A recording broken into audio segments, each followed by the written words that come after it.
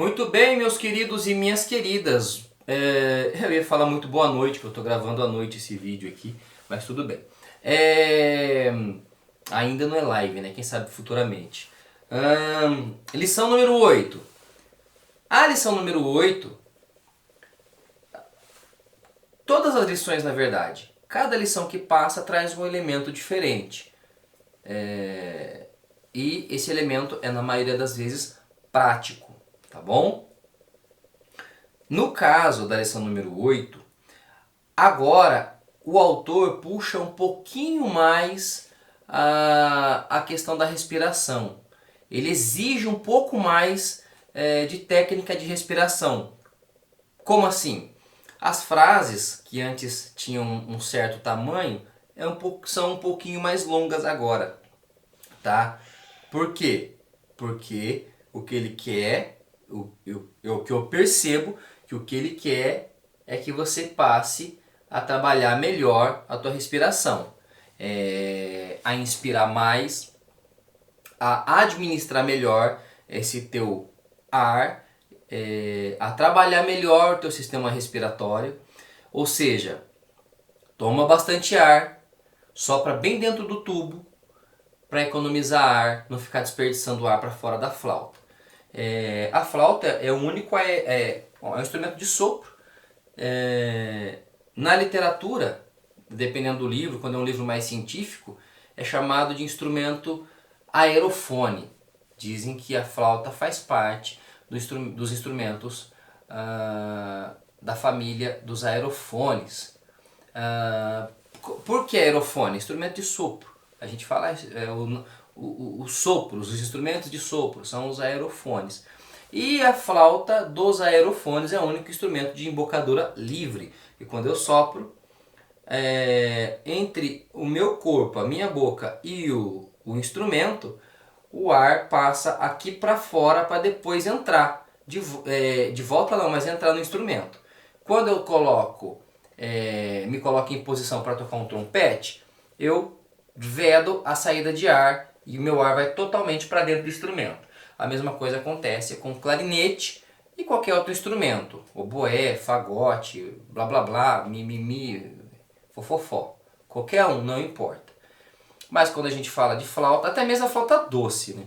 Mas quando a gente fala de flauta transversal, é o único aerofone de embocadura livre. Então, o que que isso implica na minha vida? Implica que a gente perde muito ar.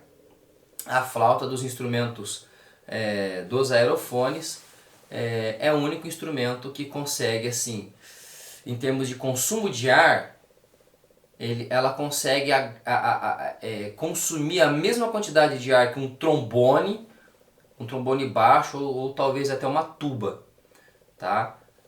E olha o tamanho desse cara aqui, né? É pequenininho, nem se compara com um trombone baixo, mas o consumo de ar é quase o mesmo, porque eu perco muito ar na hora de produzir o som, muito ar aqui fora.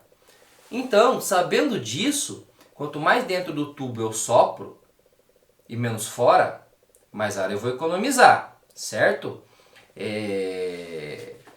Não é porque eu ando de Opala que eu vou ficar dando bombada acelerada nos semáforos toda vez que eu paro, né? No sinal vermelho. Ele gasta, mas nem por isso eu vou ficar sentando o pé no balde, né? Eu vou aceitar isso, mas vou procurar economizar meu combustível.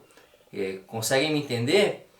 Então, ah, sopra bem dentro do tubo para não ficar desperdiçando ar, para não ficar tendo frases curtas por falta de cuidado, beleza?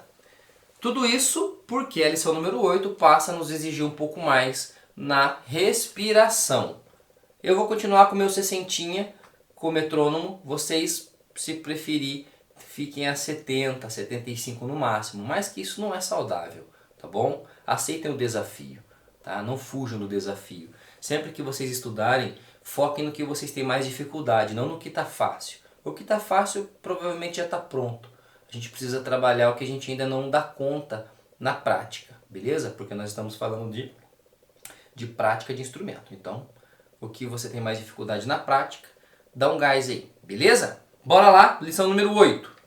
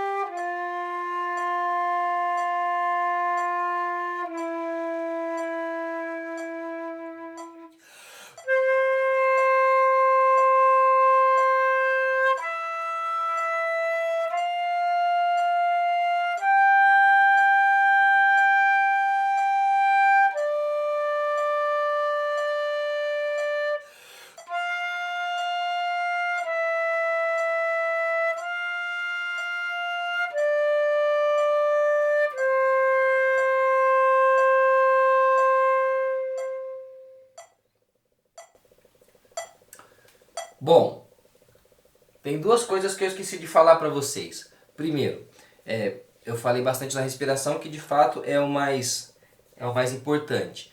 Depois, tem a questão de a lição ser um pouquinho maior, cobrando um pouquinho mais de resistência. E depois, por último, tem duas notas novas, que era para eu ter falado no início, mas não tem problema, porque vocês têm a tabela de digitação no link na descrição, ou no link da descrição. E essas notas são a nota Si, lembra que a gente tem a nota Lá, 4, que é o segundo Lá da flauta, ou Lá médio. Faço a posição da nota Si, Si3, mas assim como Lá grave e Lá médio, Si grave, o primeiro Si da flauta com Pé em Dó, eu sopro um pouquinho mais para ficar com o segundo Si da flauta com Pé em Dó, do Si4. Beleza? Essa é a nota Si, 4. E depois tem a nota Mi, 3. A gente já aprendeu a posição da nota Fá. Agora eu acrescento o dedo médio da mão direita. Sopro bem dentro do tubo, com um pouquinho menos de ar, para evitar que a nota estoure.